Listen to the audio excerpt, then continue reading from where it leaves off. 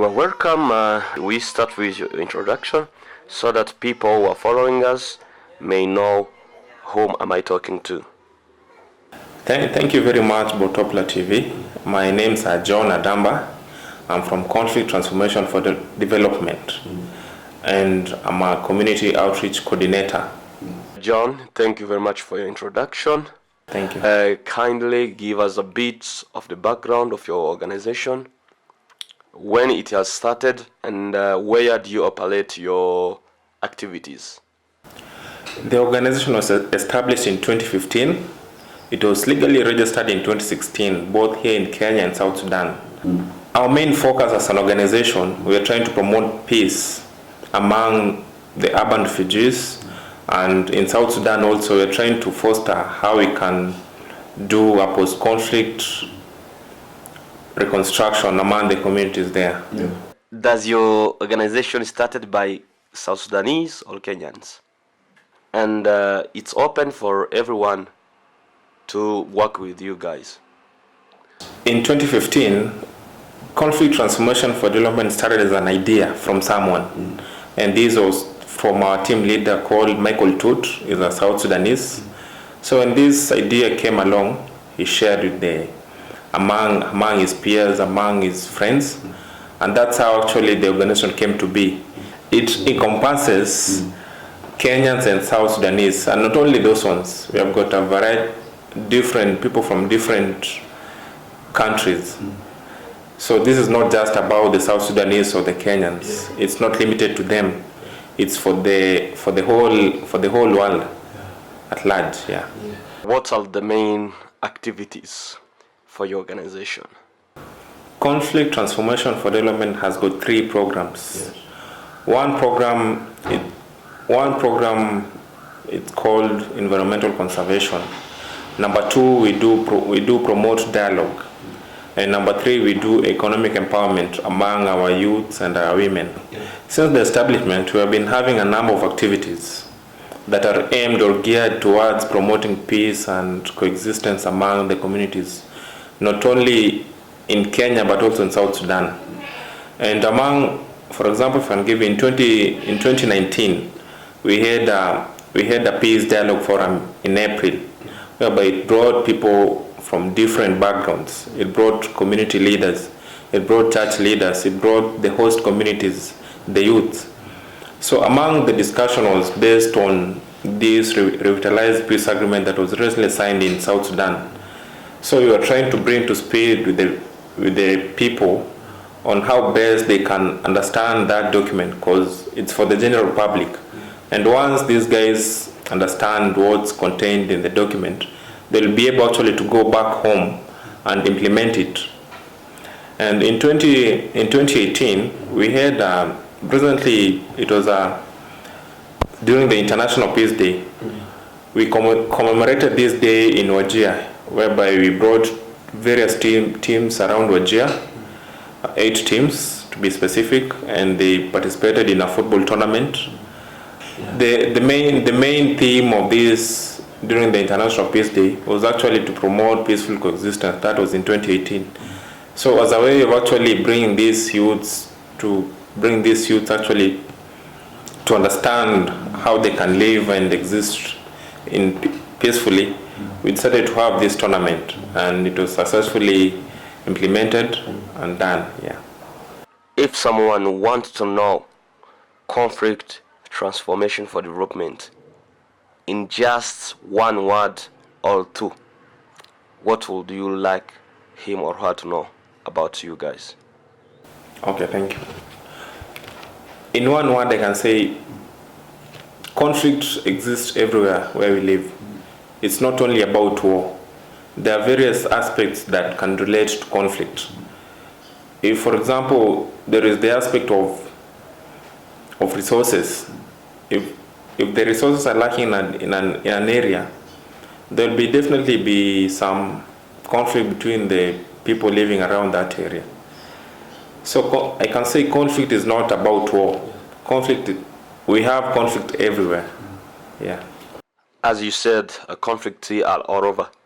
Do you intend or plan to expand your organization by opening branches into other countries just to reach many people? Very well. Currently, we have an office in Juba and here in Kenya. But as we grow, currently the organization is limited in terms of resources. But as we expand further, we intend actually to make our presence felt all over the world, not only in Africa, but we want to do it in a much broader perspective, so that we can try and mitigate how these conflicts come about. Yeah. You have given a picture of conflict transformation for development, who you are, what you do. But as we come to an end of this talk, I want to ask, have you ever met people who experience conflict caused by war? What do you do for them to recover or to reconcile? Thank you. You'll find that most of the people who have gone through war, they actually find it difficult in terms of they've got that trauma in their mind. So to try to heal them from that past experience, you have actually to sit down with them. You have to listen to them, and you have to share out your idea on how they can rebuild their lives. As I actually put it earlier, we recently had a public dialogue. It was done in April, which brought in people from South Sudan. And the major players who were involved, we had the religious leaders, we had youths, we had women in that dialogue. So as we were discussing this broader perspective of the peace agreement that was signed between the parties in South Sudan, we were trying to create that atmosphere of how these people can move forward and forgive one another as a way of building their communities. Yeah. So basically, we have had a number of activities that were geared towards trying and healing those people who have been through war. I can give an example. In South Sudan, we have got some programs that are focused on the girl child. And our able coordinator, she's called Edith Acheng, she's leading the program in South Sudan at an area called Bor in Jonglei State.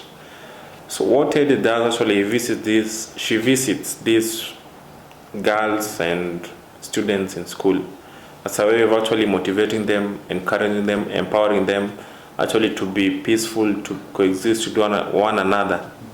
That's how we want to bring out that image of peace. As you said earlier, you work with refugees and locals. What a message can you give to the local community and to the refugee community? Okay, thank you. What I can just say, refugees are just normal people. If they're given equal opportunities and chances, just like the host communities, they'll prosper. They don't have to be given any advantage. You just give them equal opportunities, they are good to go. So you just have refugees are just normal like us. We're only confined by the name refugees. They have got more that they can give to the host communities than we can give them. To our brothers and sisters who are refugees to our country, or flew out of their country because of one reason or another, I'll just take a phrase from the recently challenge of the marathon, which Eliud Kipchoge triumphed. No human is limited. There is hope for the future. And don't wait for someone to come there and do something while you are there. Do it yourselves. I can tell you, you don't have to limit yourselves. Come out. Let's do this. It's possible. We can achieve anything. You just have to focus and have an agenda on what you want to achieve in life. You can do it here. You can do it anywhere in the world. So just come out of your comfort zone and let's work together. We can go further if we are in partnership, and we can prosper. Yes.